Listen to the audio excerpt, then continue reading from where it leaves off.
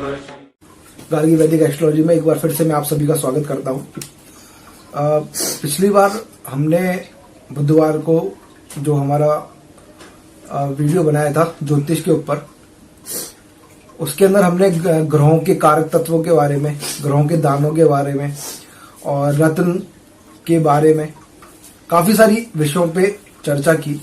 आज हम उसी क्रम में आगे बढ़ते हुए आज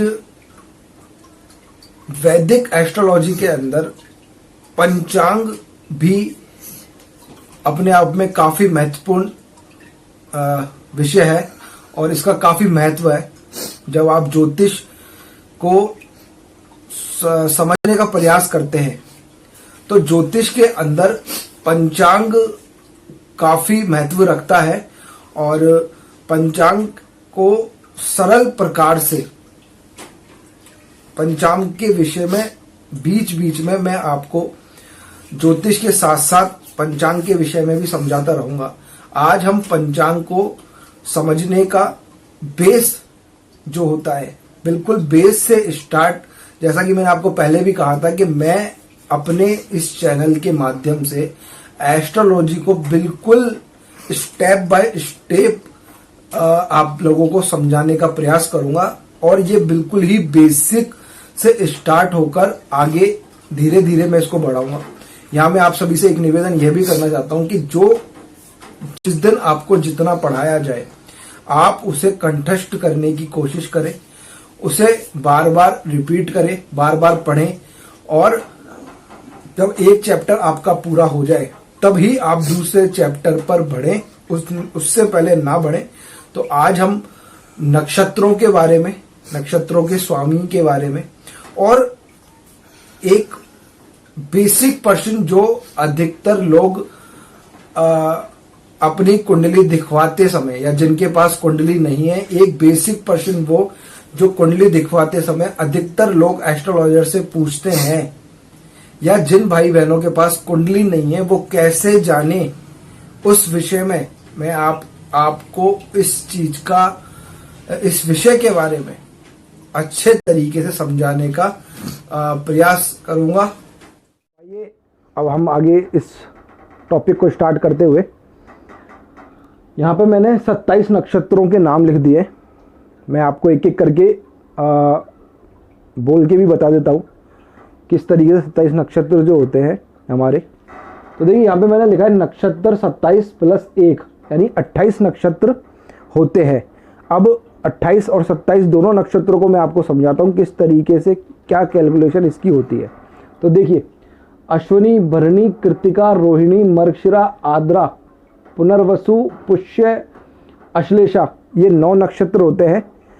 अब आगे 10वें नक्षत्र को स्टार्ट करने से पहले मैं आप सभी को एक चीज बताना चाहूंगा। इन 9 नक्षत्रों के स्वामी 9 ग्रह होते हैं। आगे इसको मैं पूरा आपको समझाऊंगा, लेकिन उससे पहले आप सिर्फ इतना याद रखें कि इन 9 नक्षत्रों के जो स्वामी होते हैं वो 9 ग्रह होते हैं जो मैंने आपको उस दिन नवग्रहों के बारे में बताया था। आगे हम इस टेस्ट को आगे स्टार्ट करते हैं। तो मघा, पूर्व फागुनी, उत्तरा फागुनी, हस्त, चित्रा, स्वाति, विशाखा, अनुराधा, ज्येष्ठा, ये 18 नक्षत्र। 19वां नक्षत्र होता है मूल, पूर्वाषाढ़, उत्तराषाढ़, श्रवण, घनिष्ठा, शतभिषा, पूर्व भाद्र, उत्तरा भाद्र और रेवती। ये 27 नक्षत्र होते हैं। मैं एक बार फिर से इन 27 नक्षत्रों को दोहरा देता हूँ, आप इन्हें कॉपी पेन लेकर नोट भी कर सकते हैं।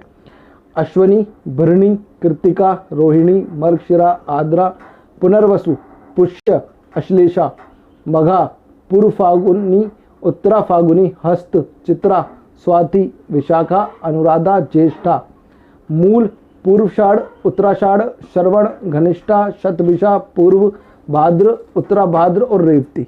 ये 27 नक्षत्र होते हैं। अब 28वां जो नक्षत्र होता है जिसका नाम अभिजीत होता है, इसको कहीं कहीं पर यूज़ किया जाता है।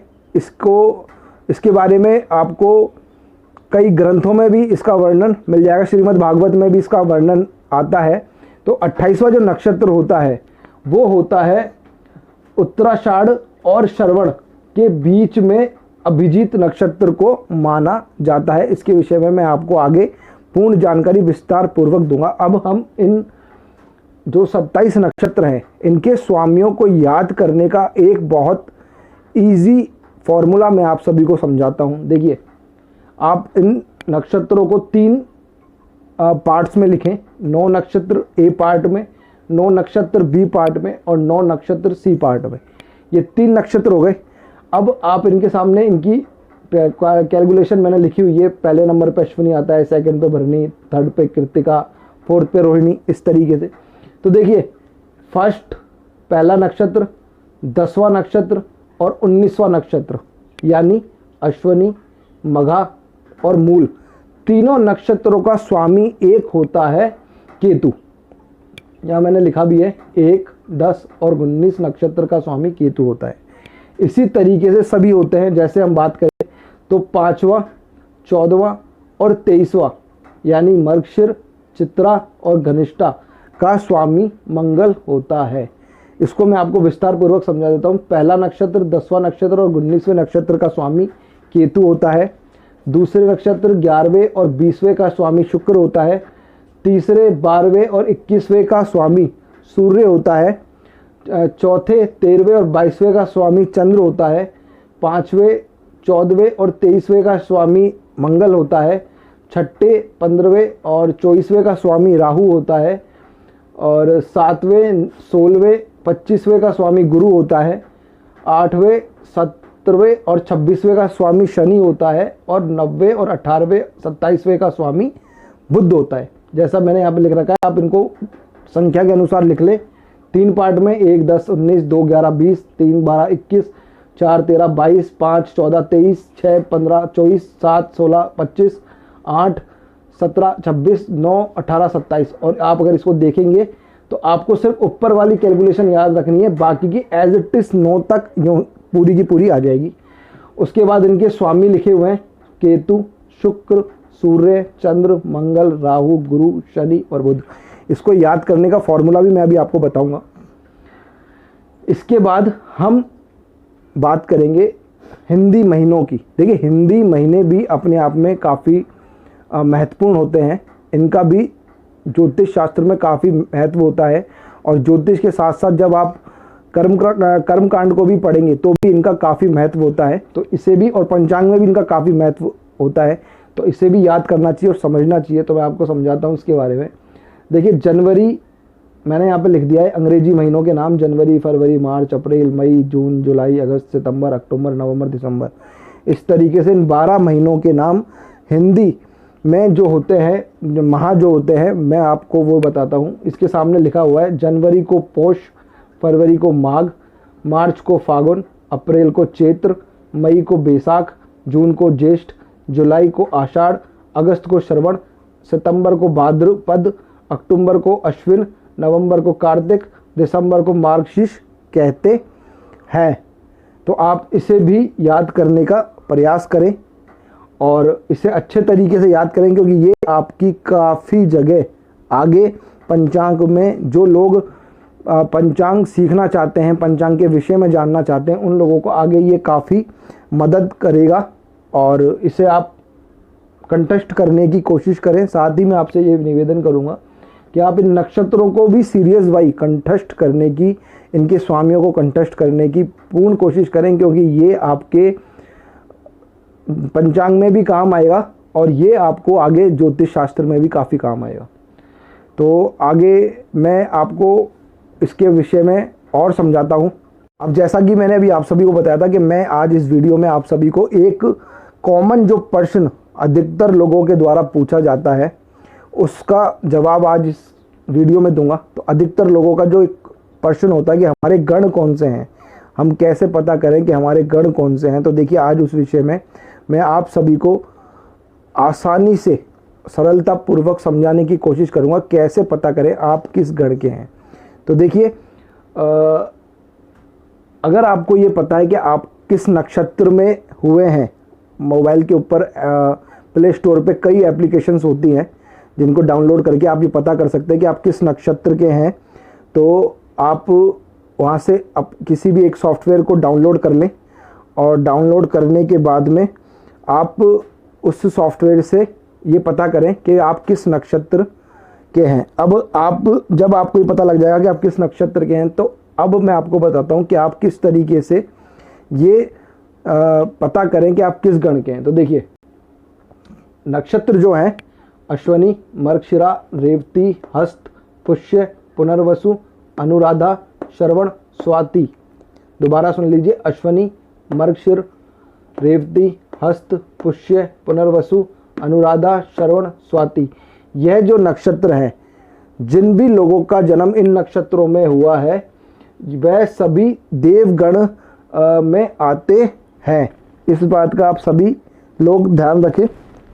उसके बाद पूर्व फागुनी, पूर्वाषाढ़, पूर्व भाद्रा, उत्तरा फागुनी, उत्तराषाढ़, उत्तरा भाद्रा, आद्रा, रोहिणी, भरणी, ये सभी मनुष्य गण में आते हैं। दोबारा मैं इसको बोल देता हूँ, पूर्व फागुनी, पूर्वाषाढ़ है ये,